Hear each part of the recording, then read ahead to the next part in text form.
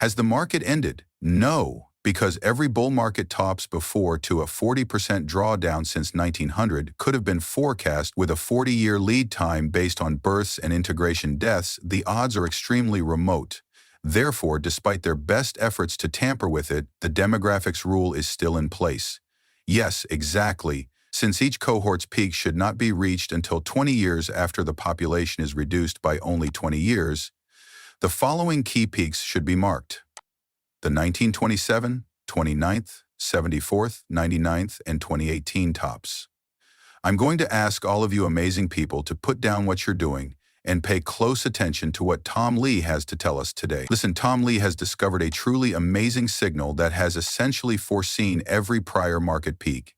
And he's basically claiming that this time he has a date or the next market top. Therefore, we are all aware of when this bull run is probably coming to an end. I know you guys ask me that question all the time, which is why I'm sharing today's video with you all. Is a bull run over?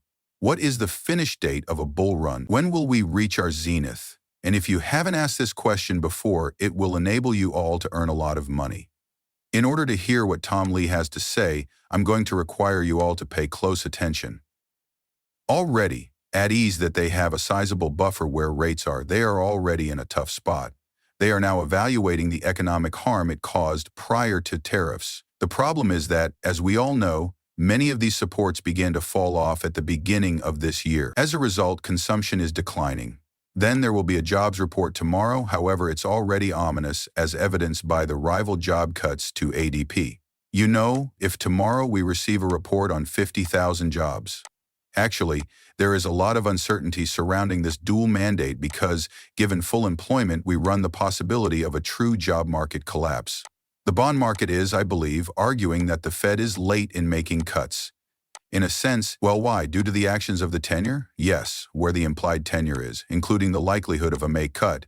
I guess it's well over 50% now, even though I didn't see it today. In May, a cut? Yes. Yes, it probably is. Yes. Consequently, the Fed is now perceived as being somewhat behind the curve.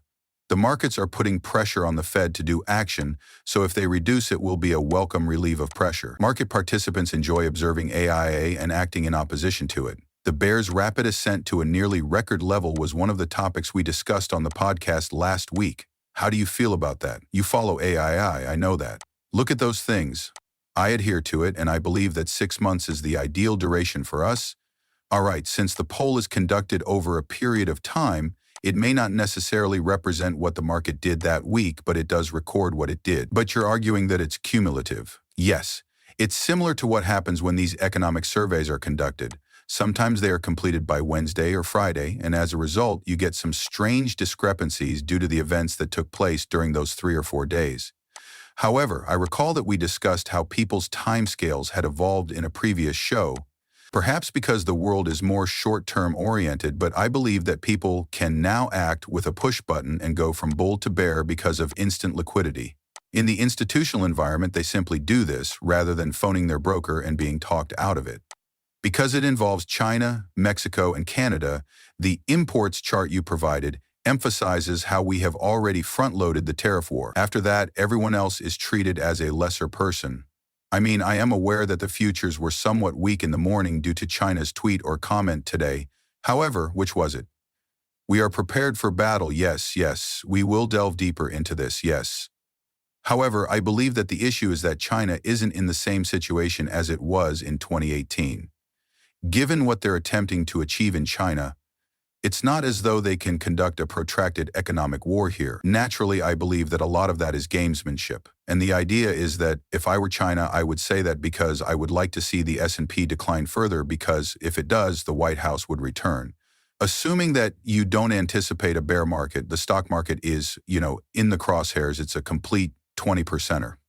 Given that a few years have passed, it is conceivable. On top of this, however, there must be a layered shock, so this would have to be. For example, if the Fed recognizes that the economy is faltering, yet decides to battle inflation and allow a recession to occur. To put it another way, the theory is that we should just let a recession happen because we've been wanting it to stop inflation. Naturally, there will be a significant downturn after that. However, that would actually necessitate a Fed that made the employment mandate decisions. wasn't significant since, as you are aware, once a recession begins it cannot be stopped even if it is just mild. You just don't know, so it's like you may have a serious recession. Since it measures the anticipated volatility over the following 90 days, the V is often thought of as a spot index.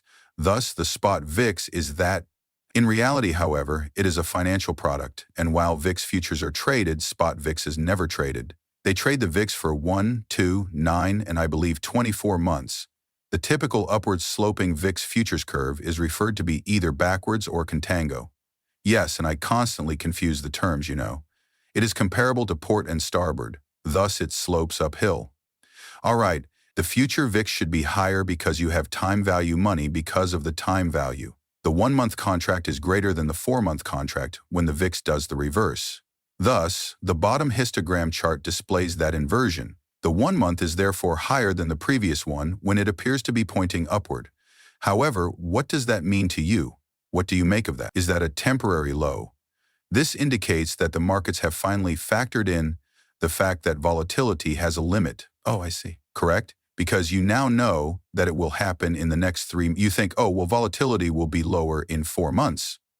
And we all know that if volatility is down, risk goes up.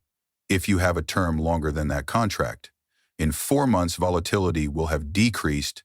Basically, what Tom Lee is stating here is that the Fed has few alternatives for what it can do, and the market is currently perched on the precipice. Historically, the Fed has lowered interest rates almost every time during times like this. It does make a lot of sense that they would start this now, given that inflation really exceeded expectations and was significantly lower than anticipated, especially in light of some recent reports on inflation statistics that we received yesterday. This provides the Fed with the ammunition they need to go out there, activate the money printer, and basically increase market liquidity in order to address some of the issues that many organizations are currently dealing with, such as a lack of liquidity and, of course, numerous worries about the state of the economy. However, that one money printer method makes it extremely easy to overcome that problem. Thus, I do believe that the Fed will be doing this very soon. Almost everything is being constructed to support that particular story. It is entirely up to you whether or not you believe those inflation reports, but in my opinion, most of them contain entirely false information and are merely used as a benchmark for the Fed to begin actions that they had already desired to take. The fact that they continuously update this data 5 or 6 months later and discover that much of what they say is wholly incorrect, of course, supports this. Having said that, I do believe that every piece of information they are disseminating is promoting a very certain story about money printing. Therefore, we can basically get ready for it by beginning to buy as much as we can now in anticipation of what will happen when there is greater liquidity, which is when markets rise. That's how easy it is. It may not occur immediately, we may not see significant price action for 3, 4, or 5 months, but in general, each time the Fed has enacted quantitative easing, there has been a significant price movement. Additionally, consider the developments in the cryptocurrency field, including ETFs, banks providing crypto custody services, and much more. Well, it becomes a no-brainer from my perspective. Therefore, you can utilize my link below to load up fiat currency on BTCC or transfer whatever funds you have on any cryptocurrency exchange if you want to take advantage of this and receive huge trade bonuses for doing so. Along with additional bonuses up to $10,000 per user, you will receive a 10% bonus on your initial deposits. If you already have an account on BTCC using my link, you may just keep trading and keep trading to get more and more bonuses. Having said that, folks, please make sure to hit the like and subscribe button.